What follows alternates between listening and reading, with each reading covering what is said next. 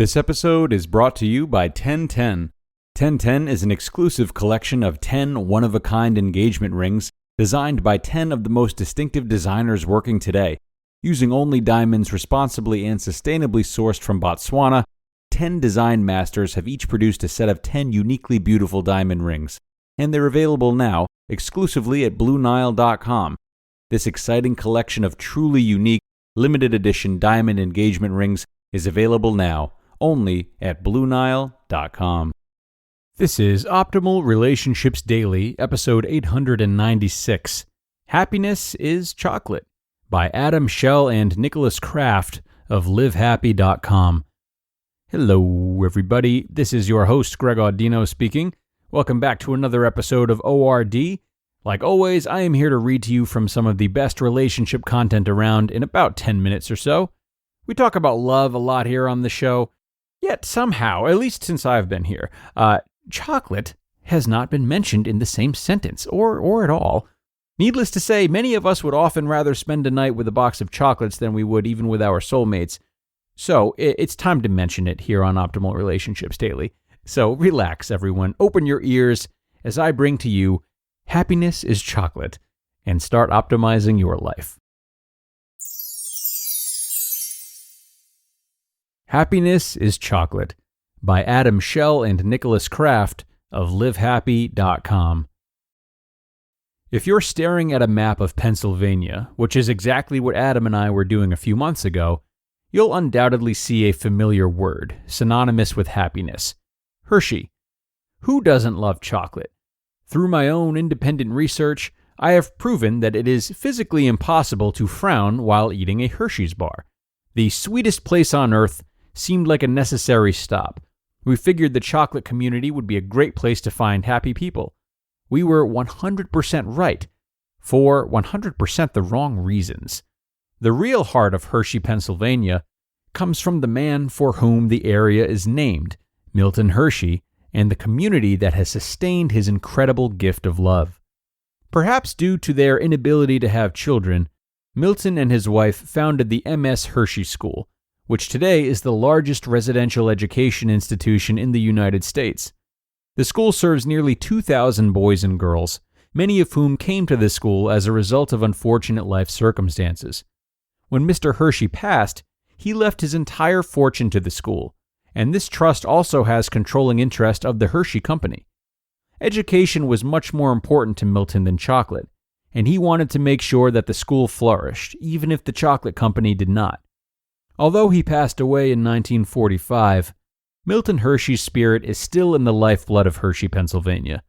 Everyone we spoke with expressed a deep connection with the community, both with the school and through the mission of doing good and providing care to those who need it most. As Milton Hershey said, "One is only happy in proportion as he makes others feel happy." Our main contact in Hershey was Dr. Tom Davis, a retired plastic surgeon and Vietnam veteran who came to Hershey after returning from the war. Tom also seems to believe that one derives happiness from making others feel happy. He willfully went to Vietnam to provide medical care to his fellow Americans, and although he no longer practices in the States, he spends a few weeks out of the year traveling to developing nations to provide care for children in need. When we met Tom, he toured us through his home and showed off many of his medals, achievements, and accolades. It was a difficult time in America, and people were not necessarily kind to those of us returning from Vietnam, Tom remembered as he thumbed through photos of his time in the Army. When I came to Hershey, there was an American flag on every light pole, and people welcomed me in a way I had never experienced before. His eyes began to tear up as he told us, "I felt like I was home." Tom was giddy to drive us around town. It was hard to believe he did not grow up in Hershey. His energy and excitement for every building led us to believe that he had deep roots in the town. But he did not. Tom never married or had children. He was the only Davis in Hershey. But he felt a sense of belonging that I have never witnessed before. He, like so many, had adopted the entire town as their family. When he brought us to the school, he spoke about the Grandfather Program, which he founded. The program allows students and senior citizens to spend time together, reading, playing games, cooking. thus further increasing the strong ties in the community. We talked in the main lobby for a good amount of time, interviewing the staff, all of whom expressed just as much love and fulfillment from being part of the Hershey community as Tom. We eventually made our way over to a statue of Milton, where we asked Tom to read the inscription at the base. He had a hard time getting through it without choking up. His deeds are his monument, his life is our inspiration. Hershey, Pennsylvania is a beautiful example of the power and importance of community. There is something self-sustaining about Hershey. When you hold acts of service up as one of the main pillars of your community, you create intricate and meaningful relationships that foster really beautiful lives. As an outsider who came into the community expecting nothing but sugar highs, I was at first pleasantly amused, but the more time I spent, the less I wanted to leave. I began to reflect on how uninvolved and detached I am from my own neighborhood, and how badly I wanted that to change. It's no secret that giving back is a tried and tested key to finding happiness, but spending time in Hershey was a great reminder of just how deep and meaningful that happiness is. Sweeter than chocolate, some might say. You just listened to the post titled, "Happiness is Chocolate," by Adam Schell and Nicholas Kraft of livehappy.com. A really wonderful read today, huh? Such great spirit in this post, a spirit which I'm sure transported many of us to simple times and easygoing places. Unfortunately, the sense of detachment one might not find in Hershey is becoming more and more common as we're all exposed to more reasons that make staying guarded and not trusting others too much seem like the right thing to do. You may very well experience this or live in a place where this is the norm. Places like Hershey may seem like a dream, right? Something unattainable. Just a reminder that communities are made up of people.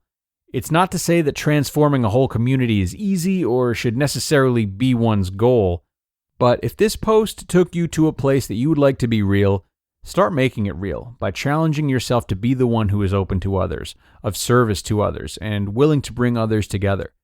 Maybe this will cause a ripple effect into your whole town, or maybe it won't, but at the least it will inspire those around you and give them and you more reason to believe in people and the value there is in coming together. You may not change the world, but no one's asking you to.